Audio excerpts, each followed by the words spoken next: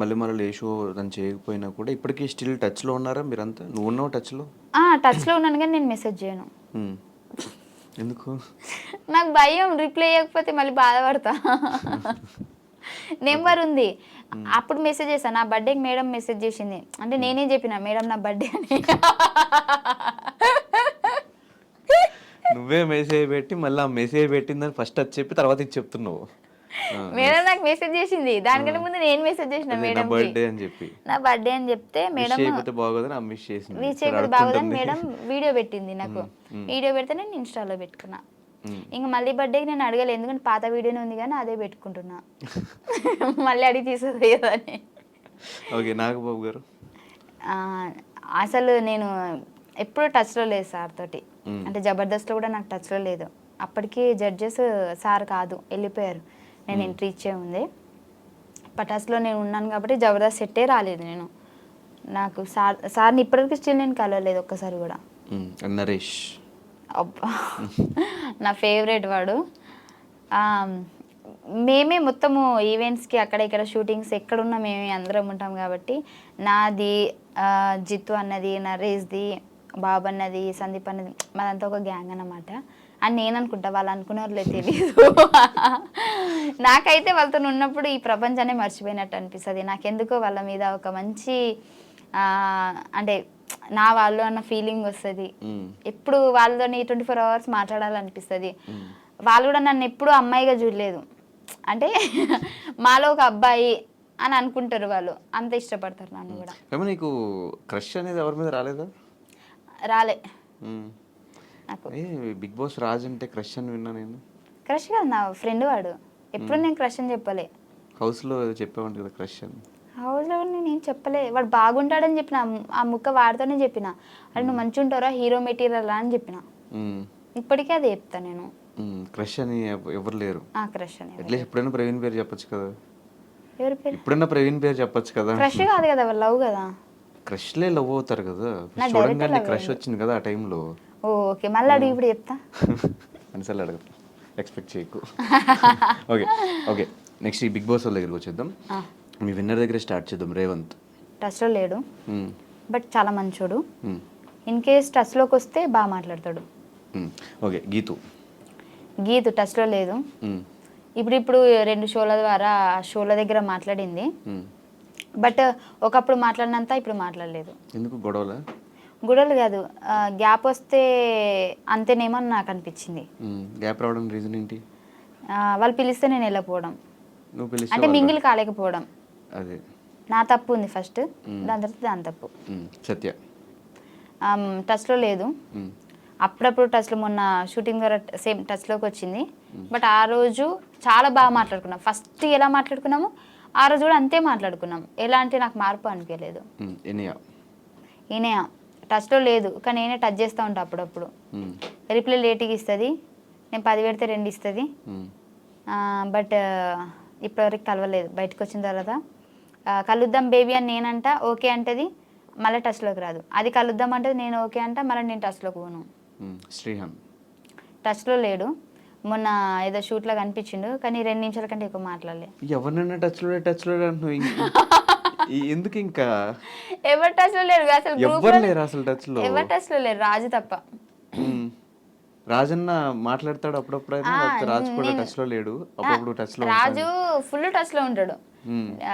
Phone చేస్తాడు, lift చేయకపోతే మళ్ళీ చేస్తాడు. లిఫ్ట్ చేసేదాకా చేస్తాడు. సరిపోద్ది మీ ఇద్దరికి, ఒకళ్ళు ఇంట్రోవర్ట్, ఒకళ్ళు కంప్లీట్ ఎక్స్ట్రోవర్ట్. అదే కదా, బాగుంటది, అలాగే ఉండాల.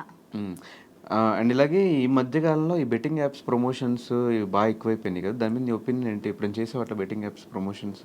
ఒకప్పుడు చేసా, ఇప్పుడు చేయలే. ఎందుకు చేసావు ఒకప్పుడు, ఇప్పుడు ఎందుకు చేయట్లేదు? ఒకప్పుడు ఇచ్చారు ప్రమోషన్కి, ఇప్పుడు ఇవ్వట్లేదు. రావట్లేదు కాబట్టి చేయట్లేదు, లేకపోతే చేసేదాన్ని. అంటే చేసేదాన్ని అంటే ఈ గొడవలు చూసి ఆపేసేదాన్ని, ఎందుకులే మనకి అని. ఇప్పుడైతే ఏం రాలేదా ప్రమోషన్? రాలే, ఇది చూసినాక అసలుకే రాదు. Okay, so we enjoyed a lot, sir. We enjoyed a lot, sir. Thank you. So ఫైనల్గా ఆడియన్స్కి, అంటే ఎంత మనం ఎన్ని షోస్ చేసుకున్నా కూడా వాళ్ళ సపోర్ట్ లేకపోతే, వాళ్ళు నీ వీడియోస్ చూడకపోతే, సో మనం కనిపించే వాళ్ళం కాదు. సో వాళ్ళకి ఒక థ్యాంక్ యూ నోట్ చెప్పాలి అంటే ఏం చెప్తావు final?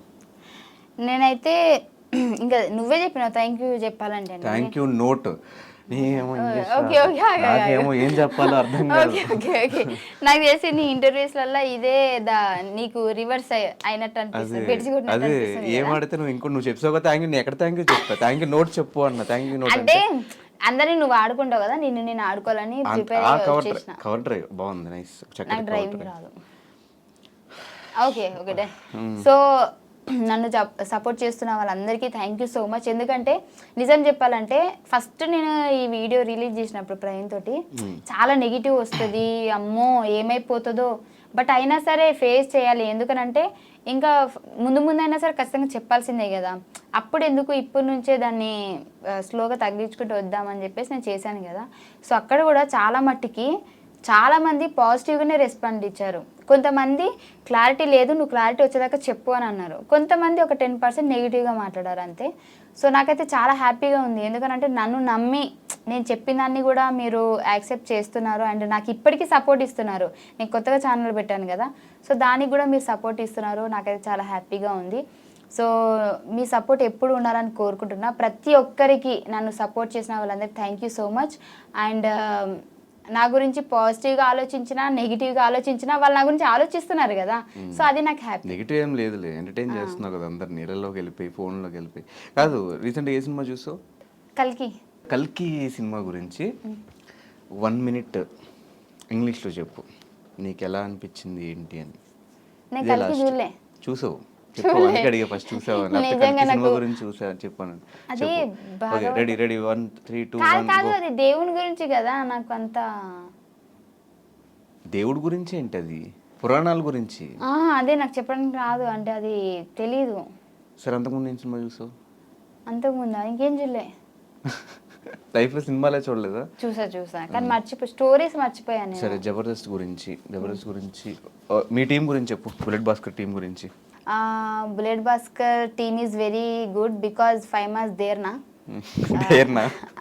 Okay. That's why team is going on fire and Naresh also good, improve a lot.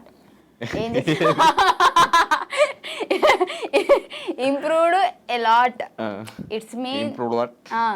So Bhaskaran also doing good, very well. That's it, your honor. ఎప్పుడైనా foreign English try చేసావా? చేయకుంటావా? చేయకు. Okay, rocket Raghava. Rocket Raghava sir skits is very very very రావట్లేదా? వస్తుంది. Rocket Raghava sir, మళ్ళీ చెప్తా. Rocket Raghava sir skits is very funny, I enjoy lot. Sir is very good person in the out of stage. It's mean stage down, he talking very well. So I like so much, sir. Okay, Nukaraju bro is very intelligent person and spontaneity. They're very high, very much spontaneity. Okay. And very sharp. Sharper gap is I mean very sharp mind. And Nukaraj bro is my what I can say, well wisher. Well wisher mean well wisher అంటే మన మంచి కోరుకునే వాళ్ళు అని కదా. Nukaraj bro is very nice comedy. Thank you. Ram Prasad bro is genuine comedy. He is what can I say? Rohini sister is the place in the for Ram Prasad. For Ram Prasad. All the best. Emmanuel, my co-artist. Emmanuel. Immu is my co-artist in the first Jabardast starting. So next he is the team leader, but now also is very good, very going on the fire. So Varsha and Immu nice jodi. Thank you. Tell about judges. Judges judgment is very good. I enjoy a lot and I'm very thankful to judges. అంతేనా? రావట్లేదు. Patas Praveen also good. So as usual నువ్వు ఎప్పుడు షోస్లో జబర్దస్త్లో ఎలా entertain చేస్తావు, ఇంటర్వ్యూలో కూడా అలాగే ఎంటర్టైన్ చేసావు. ఇలాగే మొత్తం నెక్స్ట్ సినిమాల దగ్గర నుంచి షోస్ దగ్గర నుంచి నీ ఎంటర్టైన్మెంట్ ఇంకెక్కడ తగ్గకూడదు, నీ ఆ ఎనర్జీ ఆ కామెడీ ఎక్కడ తగ్గకూడదు అని మనస్ఫూర్తిగా కోరుకుంటూ మాకు ఈ టైం ఇచ్చినందుకు, అసలు అంత బిజీ స్కెడ్యూల్లో కూడా నువ్వు బెంగళూరు, వైజాగ్, ముంబై, ఢిల్లీ, నార్త్ కొరియా ఇలా అన్ని ప్లేసెస్లో డైలీ తిరుగుతూ కూడా మా దగ్గరకు వచ్చి టైం ఇచ్చి మాకు ఒక ఇంటర్వ్యూ ఇచ్చినందుకు thank you so much Faima. ఇంత బిజీ స్కెడ్యూల్లో బయట నలుగురు అసిస్టెంట్లతో ఒక 2 బౌన్సర్స్తో వచ్చింది వాళ్ళ. Thank you. అది ఫైమాతో ఒక చిన్న చిట్చాట్, చిన్నదే కాదు పెద్దదే అయింది, మంచి ఫన్ కూడా జనరేట్ అయింది. ఇంకా ఆమె కష్టాలు కూడా మనకు తెలిసినాయి. కష్టాలు కూడా ఏం చెప్పలేదు అనుకుంటా, అయిపోయినాయి. కష్టాలు దాటేసిన తర్వాత మళ్ళీ ఆ కష్టాల గురించి నాకు తెలిసి ఎవరు మాట్లాడరు కాబట్టి దాని గురించి మనం ఎక్కువ ఫోకస్ పెట్టలేదు.